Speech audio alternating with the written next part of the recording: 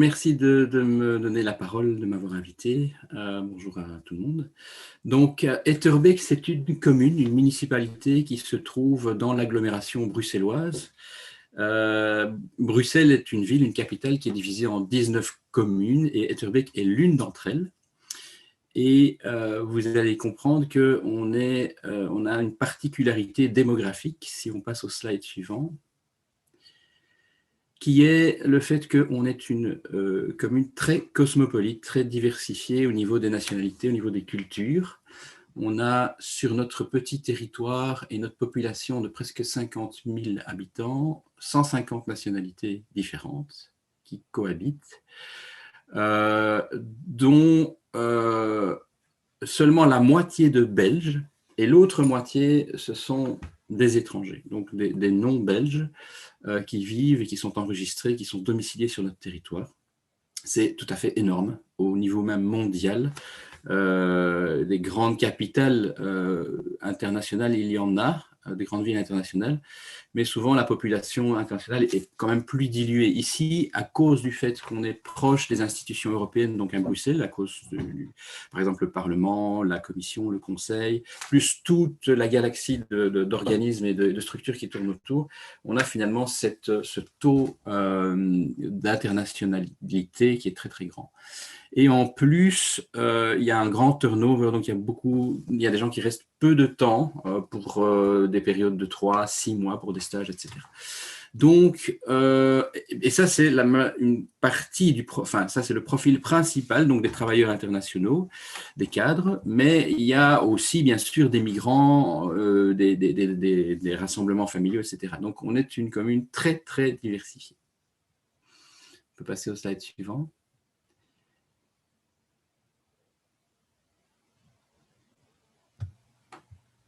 Ça vient. Oui.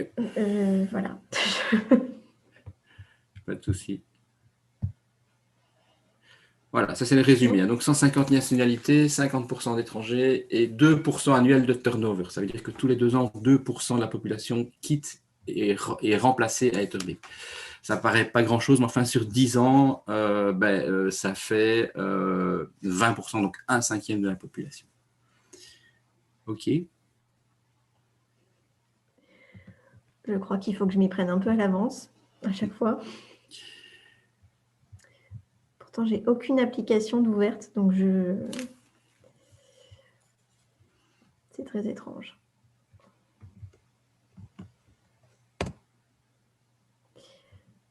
N'appuyez pas trop parce qu'on va passer 3 slides d'un coup. Je sais bien. Et même le échappe ne fonctionne pas, parce que sinon, je me disais, c'était peut-être la version diaporama qui... Je vais peut-être arrêter. Je suis désolée, je vais recommencer. On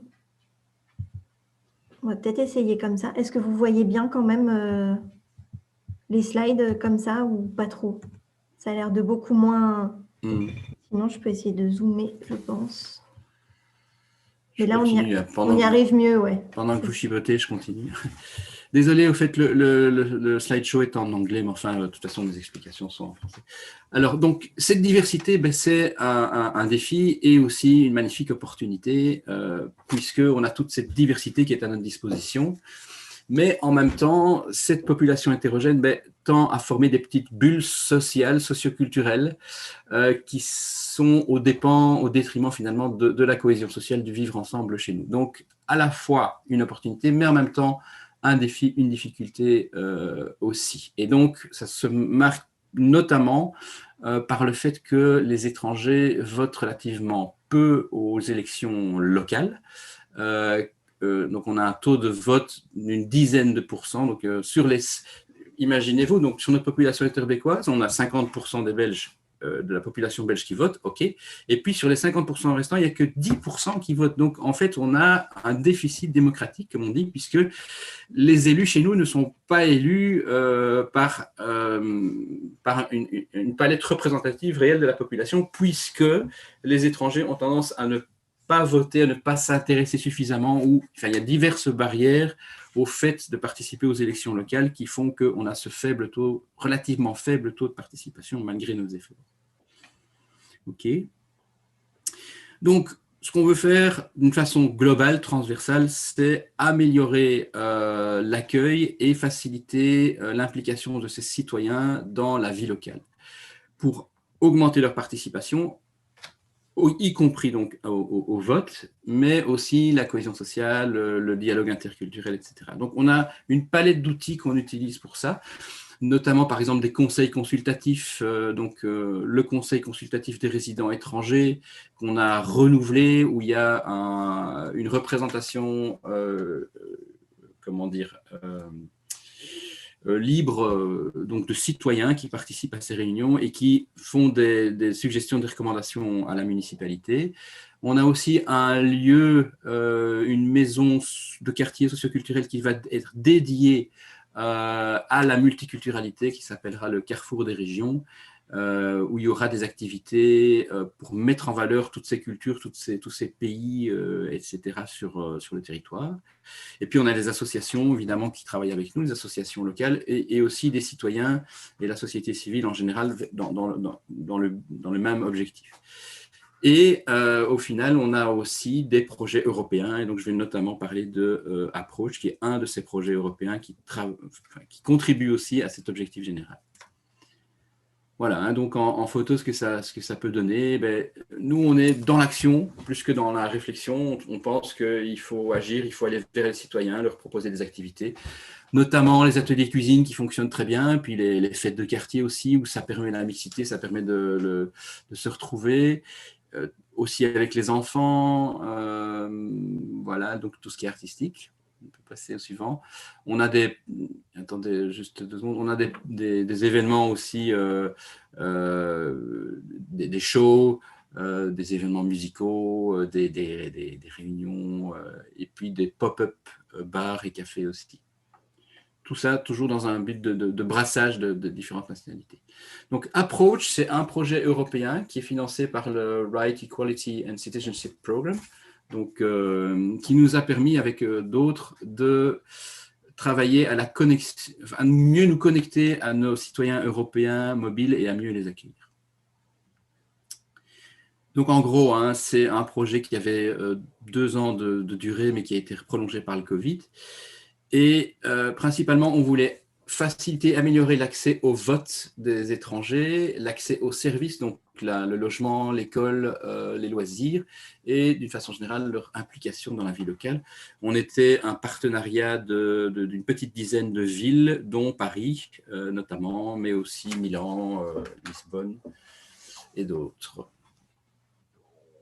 Et principalement, ce qu'on a fait, c'est développer une plateforme en ligne qui apportait des informations et des services, des liens pour ces étrangers qui vivaient dans les différentes villes qui faisaient partie du partenariat. Et aussi, on a fait des formations pour nos membres du personnel, notamment en anglais, enfin des formations en langue pour mieux connaître l'anglais. Donc, d'abord, en termes de résultats directs, en tout cas, pour nous, c'était une magnifique expérience puisqu'on a renforcé notre réseau local et notre réseau international. On s'est évidemment mieux connecté à notre population étrangère installée à Etterbeek et on a fait l'expérience d'un projet européen. Donc, et dans les résultats les plus concrets, c'est cette plateforme dont le lien est donné là, et qui, pour Etterbeek en tout cas, développe en anglais, et c'est ça le plus important, parce qu'à Etterbeek, nos services en ligne n'étaient pas en anglais jusqu'à présent, parce que tout simplement, ce n'est pas une obligation légale, et qu'on n'avait pas les moyens, on n'avait pas les capacités, on n'avait pas encore cette possibilité de le faire. Et donc, on a développé des pages en anglais sur les services offerts par la municipalité, avec toutes sortes de liens sur 5 thèmes qui nous paraissaient importants, notamment le vote, l'accès aux écoles pour les étrangers qui viennent en famille, tout ce qui est l'engagement civique et la vie sociale. Donc, il y a une vingtaine de pages en anglais et des dizaines de liens utiles qui renvoient vers des informations nécessaires aux expats qui s'installent. Voilà, ça, ce sont les pages en question, c'est juste pour illustrer, mais vous pouvez aller voir si ça vous intéresse. Et il y a ça pour toutes les villes qui ont participé au consortium que j'ai cité tout à l'heure. Au niveau des résultats indirects, en fait, on s'est dit, OK, c'est bien, on a cette plateforme qui est sur un site propre, mais on va en fait internaliser ça, on va intégrer ça à notre propre site communal. Et principalement, donc c'est ça qu'on a fait. C'est ça, c'est l'idée principale qui a émergé de Approach, et on a eu les moyens de le faire grâce à Approach. On a carrément, et du coup, ça a pris une dimension énorme parce qu'on a carrément renouvelé l'entièreté de notre site communal Internet.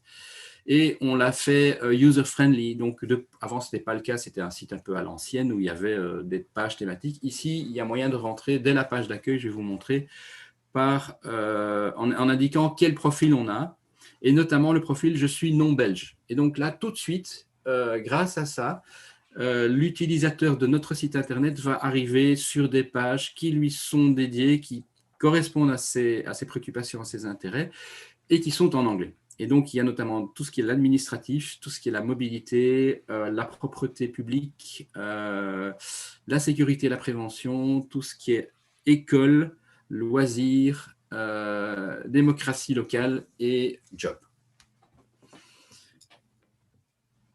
Et donc, on a, ça c'est notre nouvelle page qui vient d'être, notre nouveau site internet qui vient d'être inauguré il y a quelques semaines. Et on voit je suis là, donc si on passe la souris là-dessus, je suis non belge, on clique là-dessus et on arrive sur les pages que je vous ai indiquées, qui sont en train d'être traduites. C'est tout nouveau, donc on n'a pas encore tout en anglais. Voilà, donc si je peux ouvrir un débat plus large rapidement, quelles sont les réflexions que nous, on a à Etterbeek, c'est que il est essentiel d'impliquer réellement, personnellement, les gens dans la vie locale et pas juste de leur proposer OK, c'est bien les services en ligne, mais il faut garder la dimension, la connexion humaine, il faut la créer quand elle n'est pas là, parce que proposer des choses en ligne, expliquer, donner de l'information, ce n'est pas suffisant si on veut vraiment développer une communauté humaine locale diversifiée et riche en échanges.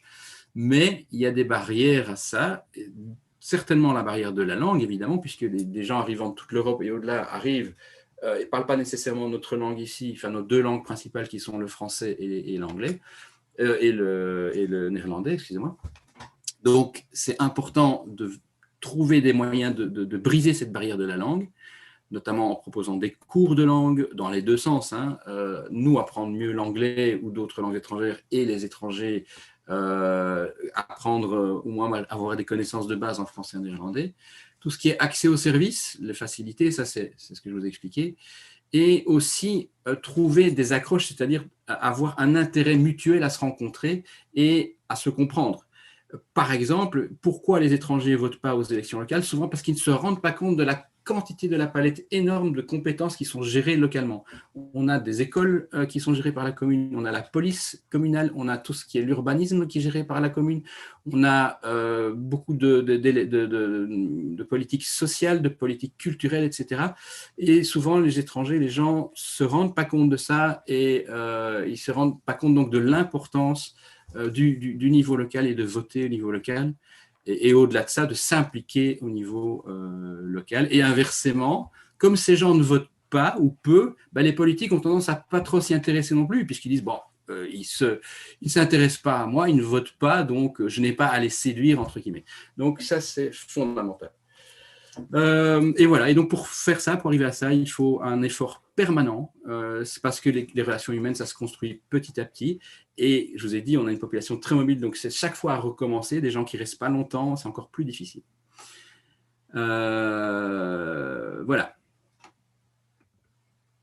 Et pour terminer, juste, on a constaté en tout cas que les questions de mobilité, de loisirs, de qualité de la vie et de services administratifs rendus étaient en tout cas des demandes importantes de nos expats. Donc, on travaille là-dessus. Et pour cet effort donc, de rapprochement, c'est important pour nous d'essayer de ne pas travailler sur des bases de projets, mais sur une base structurelle de long terme. Donc, essayer d'avoir du staff permanent qui travaille là-dessus et pas juste du staff qui est engagé par un projet Approach ou autre, et puis un autre projet. mais on n'a pas toujours les moyens de le faire, malheureusement, au niveau d'une commune. Voilà, donc c'était principalement ça que je voulais dire. Je ne vais pas prendre trop de temps, je ne sais pas depuis combien de temps je parle, mais je ne voudrais pas exagérer. Et je vous remercie. Et c'est nous qui vous remercions. Au niveau timing, c'est parfait, pas d'inquiétude. Je vous aurais fait des grands signes sinon. Merci beaucoup pour cette présentation. Alors, je ne l'ai pas dit en introduction, je voulais vous dire que moi j'ai été très jalouse quand j'ai vu toutes les activités que vous aviez pu mettre en place justement en termes de ce que vous disiez en ligne, c'est bien qu'il y ait des choses, mais ça ne suffit pas. Les gens ont besoin de se rencontrer et de faire des choses ensemble.